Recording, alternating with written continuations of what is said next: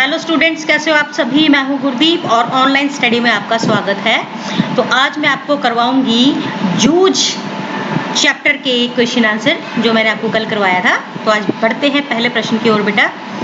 तो पहला प्रश्न है आपका, जूझ शीर्षक के औचित्य पर विचार करते हुए यह स्पष्ट करें कि क्या यह शीर्षक कथा नायक की किसी केंद्रीय चारित्रिक विशेषता को उजागर करता है। बड़ा ही आसान सा प्रश्न है बेटा ये, कि ये जो नाम दिया है, टाइटल दिया है इस चैप्टर का जूझ, कि ये जो नायक है उसकी किसी भी कैरेक्टर से मैच करता है, उसके चरित्र को उभारने में सहायता करता है जो टाइटल है।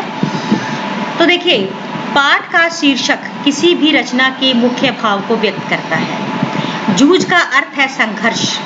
इसमें कथानायक जो हीरो है इस कहानी का, आनंद ने पाठशाला जाने के लिए संघर्ष किया।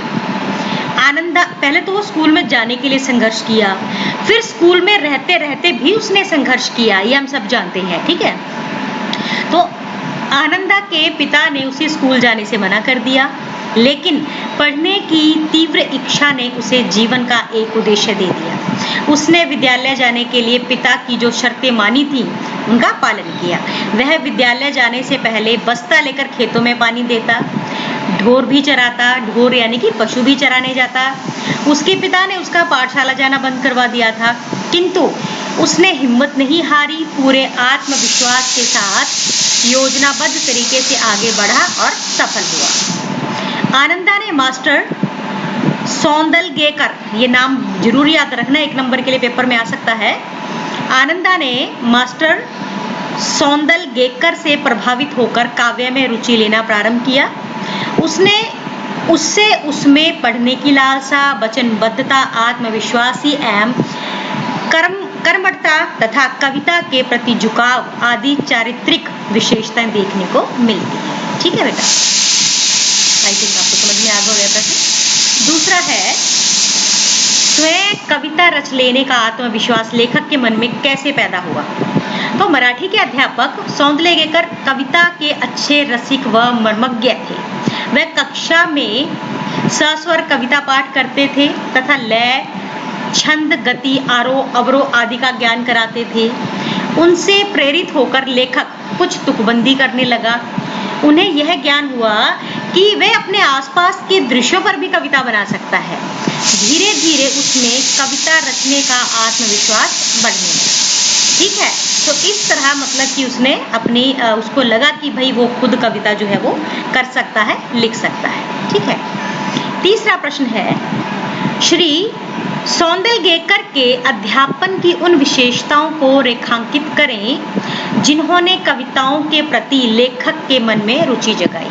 देखिए, जो स्टूडेंट है वो जो उनको पढ़ाते हैं टीचर, वो सभी से प्रेरित तो नहीं होते, लेकिन किसी खास स्टूडेंट को कोई खास टीचर हमेशा अच्छा लगता है। तो जो मास्टर सौंदलगेकर एक कुशल अध्यापक, मराठी के ज्ञाता व कवि थे, ये उनकी खास बात थी। वो जहाँ पे मराठी पढ़ाते भी थे, वो जानकार भी थे, वो एक कवि भी थे, वो स्वयं कविता करते थे और उसका पाठ जो गायन है कविता को वो बहुत अच्छे से क्लास में सुरबद्ध किया करते थे। सुरीले ढंग से स्वयं की व दूसरों की कविताएं गाते थे। पुरानी नई मराठी कविताओं के साथ साथ उन्हें अनेक अंग्रेजी कविताएं कंठस्थ थी। कंठस्थ क्या होता बेटा, जैसे मुंह जुबानी याद कर लेना। पहले वे एकांत गाकर सुनाते थे, फिर बैठे बैठे अभिनय के साथ कविता का भाव ग्रहण कराते। यानी कि वो ना केवल पढ़ते थे बल्कि अभिनय यानी कि जो भाव कविता में होता था उसकी वे एक्टिंग भी करते थे। हाथ पांव से फेस बना कर अपने चेहरे पे वैसे भाव लेके आते थे।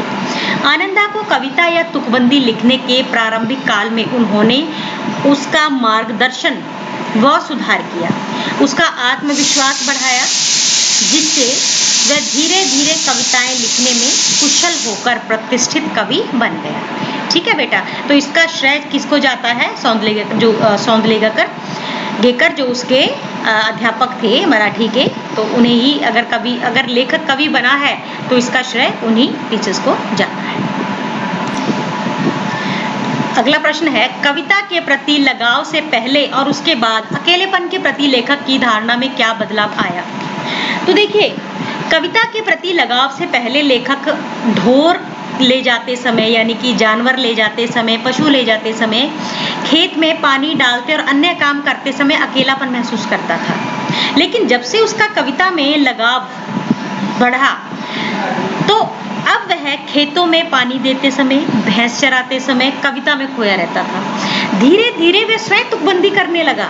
अब उसे अकेलापन जो है उसको अच्छा लगने लगा। वह अकेले में कविता गाता, अभिनय करता और नृत्य करता था, मतलब वो बहुत आज़ाद महसूस करता था। पहले कविता लिखने से पहले, स्कूल जाने से पहले जहाँ उसे अकेलापन काटता था, अब वह अपने अकेलेपन को एंजॉय करने लगा। उसमें वो कविता गाता, लिखता और अभिनय करता। ठीक है, तो ये अंतर आया है। 5वां प्रश्न है बेटा, आपके ख्याल से पढ़ाई लिखाई के संबंध में लेखक और दत्ताजी राव का रवैया सही था या लेखक के पिता का? तर्क सहित उत्तर दें। तो देखिए बेटा, दत्ता साहब चाहते थे कि लेखक जो है वो पढ़े।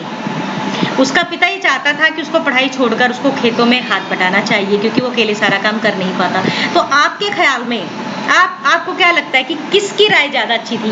दत्ताजी राव साहब की, जिन्होंने लेखक को स्कूल जाने के लिए बोला, या उसके पिता का? तो देखिए, लेखक का मत है कि जीवन भर खेतों में काम करके कुछ हाथ आने वाला नहीं है। अगर मैं पढ़ लिख गया तो कहीं ना कहीं नौकरी मिल जाएगी या कोई व्यापार करके अपने जीवन को सफल बनाया जा सकता है। दत्ता जी को जब पता चलता है कि लेखक के उसके पिताजी ने उसे पढ़ने से मना कर दिया है, तो राव पिताजी को बुलाकर खूब डांटते हैं और कहते हैं कि तू सारा दिन क्या करता है? बेटे और पत्नी को तो खेतों में जोत कर तू खुद दिन भर खुले सांड की तरह घूमता रहता है, मतलब कोई काम नहीं, आवारा घूमता है। कल से बेटे को स्कूल भेज, अगर पैसे नहीं है तो मैं फीस दूंगा। पिताजी दत्ताजी राव के सामने हाँ करने के बावजूद भी वे आनंद को स्कूल भेजने के पक्ष में नहीं थे। हमारे ख्याल से पढ़ाई लिखाई के संबंध में लेखक और दत्ताजी राव का रवैया लेखक के पिता की सोच से ज्यादा ठीक है। ठीक है, आपका लास्ट प्रश्न बेटा, इसके 6 प्रश्न ही हैं। दत्ताजी राव से पिता पर दबाव डलवाने के लिए लेखक और उसकी मां को एक झूठ का सहारा लेना पड़ा।